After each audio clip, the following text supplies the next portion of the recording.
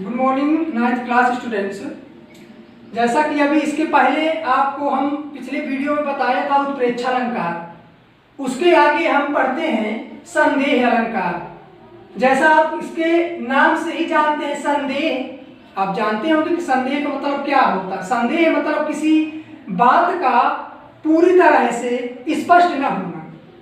तो बस इसी प्रकार से इसकी परिभाषा है कि जहां पर किसी भी बात का या किसी वस्तु का स्पष्टीकरण पूरी तरह से अगर नहीं होता है तो वहां पर संदेह अलंकार होता है। किसी बात का पूर्णतः स्पष्टीकरण ना होना ही संदेह अलंकार है। जैसा कि अभी इसके आगे हम आपको भ्रांतिमान अलंकार पढ़ाएंगे, तो अब कह दोगे कि भ्रांतिमान और संदेह में क्या अंतर है। दोनों में अंतर है। उसमें भी कह देखो भ्रम की स्थिति होती है और इसमें संदेह की स्थिति होती है। भ्रांतिमान में क्या होता है, अब इसके आगे हम जब पढ़ाएंगे उसको तो बताएंगे आपको। अभी थोड़ा सा हम जानकारी दे रहे हैं। भ्रांतिमान में किसी एक वस्तु को दूसरी वस्तु मान करके बैठ जाता है। कोई भी व्यक्ति किसी एक वस्तु को दूसरी वस्तु मान लेता है, वहां पर भ्रांतिमान हो जाता है। जैसे मान लिया हम कहें कि यह रस्सी नहीं सर्प है, रास्ते में हम जा रहे हैं, रस्सी पड़ी है, कहते नहीं ये रस्सी नहीं है सर्प है, अर्थात हम उसको भ्रमवश उस रस्सी को सर्प मान करके बैठ गए, तो वहां पर भ्रांतिमान अलंकार होता है। लेकिन संदेह अलंकार में किसी भी एक बात को स्पष्टीकरण नहीं होता है, पूर्णतः उसमें स्पष्ट नहीं होता है कि ये क्या है आखिर। उसमें संदेह की स्थिति बनी होती है, उसमें एक बात का स्पष्ट रूप से जो है क्लियर नहीं हो पाता है कि ये वही वस्तु है। तो यहाँ पर जो है इसकी हम एक समझ गए कि क्या है इसकी परिभाषा। जैसे इसका उदाहरण है, आप जानते होंगे, अगर उसके पहले पढ़े भी होंगे, सारी बीज नारी है।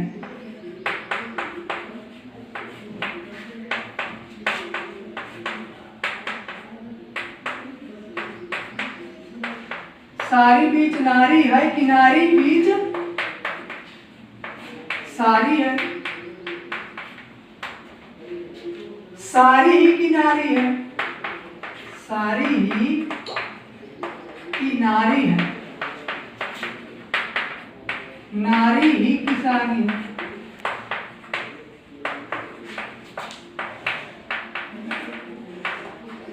ये आप उदाहरण जानते होंगे और पढ़े होंगे बहुत पहले से। सारी बीच नारी है, किनारी बीच सारी है, सारी किनारी है, नारी की सारी है। तो यहाँ पर देखिए, जानते होंगे कि ये किस समय की बात है। जब चीरहरण हो रहा था द्रौपदी का, उस समय की बात है। तो वहां पर सभा में जितने लोग बैठे थे तो उनको ये नहीं पता था, जब वो दुर्योधन उसकी साड़ी को खींच रहे थे तो उनको ये नहीं पता था कि ये साड़ी के बीच में नारी है, ये स्त्री है, नारी मानी स्त्री, कि नारी के बीच में साड़ी है। मतलब संदेह की स्थिति बनी थी, क्योंकि वो साड़ी उनकी जो है खत्म नहीं हो रही थी, बढ़ती चली जा रही थी, तो वहां पर संदेह बना हुआ था। तो जब कहीं पर संदेह की स्थिति बनी हो और स्पष्ट न हो किसी बात का, तो वहां पर जो है संदेह अलंकार होता है। जैसे एक और उदाहरण है, विरह है अथवा वरदान, विरह है अथवा वरदान। यहां पर भी देख लीजिए, संदेह की स्थिति है। कोई क्लियर है क्या किसी बात का? नहीं है। विरह है, आप जानते हैं विरह क्या है, कष्ट, दुख या बिछड़न, या विरह है या हमको वरदान है। तो यहाँ पर भी जो है क्या है, संदेह की स्थिति बनी हुई है। मान लीजिए कोई व्यक्ति किसी को वरदान दे या विरह दे, और जो लिया है उसको ये भी नहीं पता है कि मुझको ये विरह या दे दिया है कि वरदान दे दिया है। तो इस प्रकार से जो है संदेह की स्थिति बनी हुई है। जैसे अगला में एक और उदाहरण है, यह मुख है नीले अंबर में,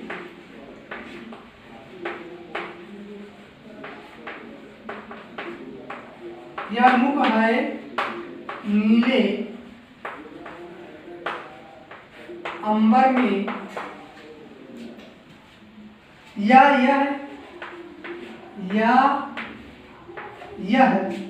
चंद्र विमल है, यह चंद्र विमल है।